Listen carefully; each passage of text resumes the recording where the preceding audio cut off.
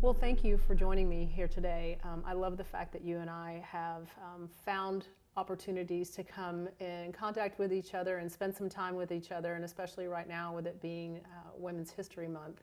I'm especially honored to have you join us today. Well, I'm absolutely delighted and so excited that we have an opportunity to tell a little bit more about what happens with Girl Scouts, and especially Girl Scouts here in Bexar County and through our 21 county area. So I'm delighted to be here. Thank you. So perfect to have you joining us, as you are the highest ranking Latina in the United States Marine Corps in history, and also now the CEO of Girl Scouts Southwest. So tell me a little bit of a parallel of the type of leadership that you learned in the military, and compare that to the leadership skills that are being taught to the young women in Girl Scouts.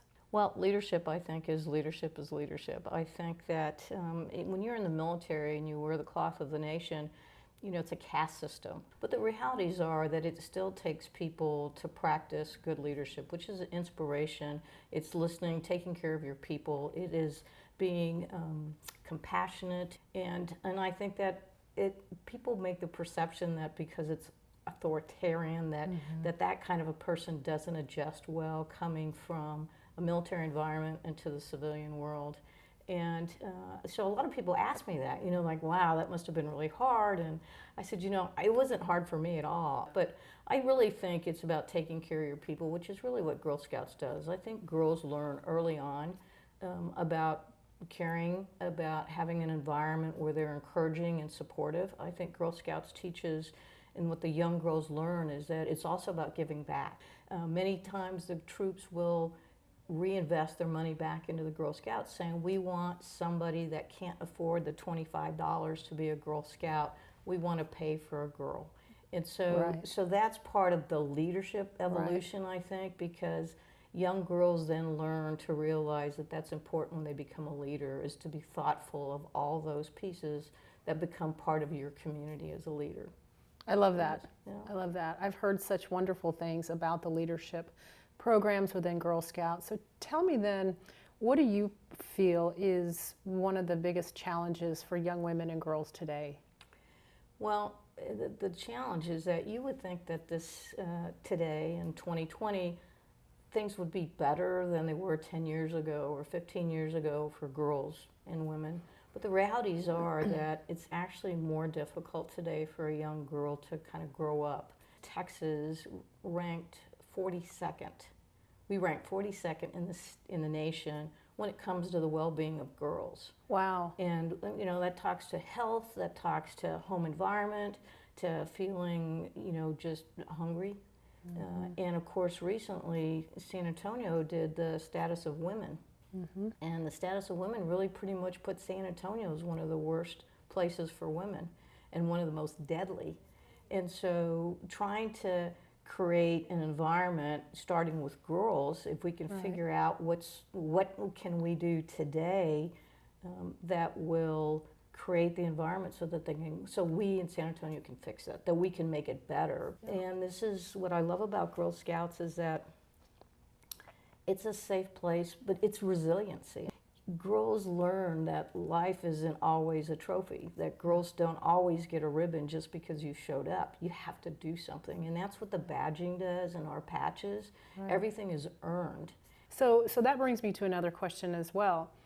You know, as women leaders in our community, what is it that we need to be doing to ensure that we pay it forward to those that are coming up, those that are younger than we are? What do we all need to do? We have to really embrace this next generation in every program that you possibly can. Now, Girl Scouts has been around for 108 years, and what a great celebration. But the question is Girl Scouts going to be here 100 years from now?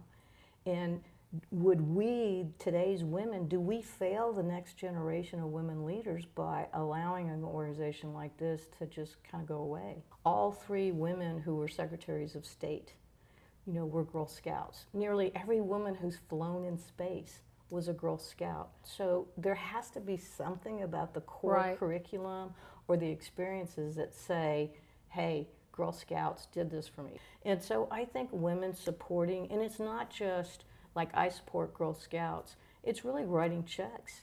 I mean, financially, it's so competitive nowadays, I think, for being able to get a donor's dollar, because so many people want to see the needle move today.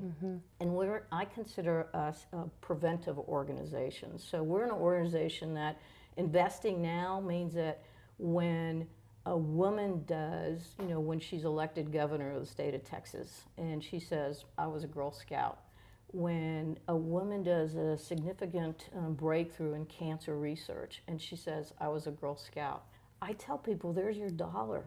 There's your dollar. It's this gradual, long-term development in her character. It's her long-term belief in philanthropy and giving back to the community and being a volunteer of the year when she's 30 years old or 35 years old. So getting women to embrace girls, because it's tough, but it's financially, it's being a volunteer, it's being a role model. And so Girl Scouts started last year. We decided that for the city of San Antonio, we were going to come together. So it was like the first time ever. Nobody's really reached out to other girl organizations. So we took the lead and we did the Day of the Girl in San Antonio. Okay. And it's celebrated every year nationally and internationally. It's called the International Day of the Girl, October the 11th. And so we chose that last year. So we partnered, we invited 7 girl-only organizations to join us and to have this celebration of the girl. I think that's fantastic, and I think, you know, as women in business and in our community, it really is our responsibility, and I talked about that the other day, of embracing each other and lending a hand, you know, lending that support.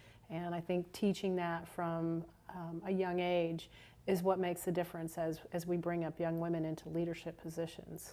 Well, that I think wraps up our time today, but I can't thank you enough for joining me on, you know, National Women's History Month, and for just spending a little bit of time and getting to know you a little bit better. And thanks for all that you've done for our country and also for our community. Appreciate it. Well, thank you very much, and we're just absolutely delighted that, you know, the city of San Antonio, Bexar County, you know, we have leaders like you that are great role models for our girls as well. So thank you. Thank you.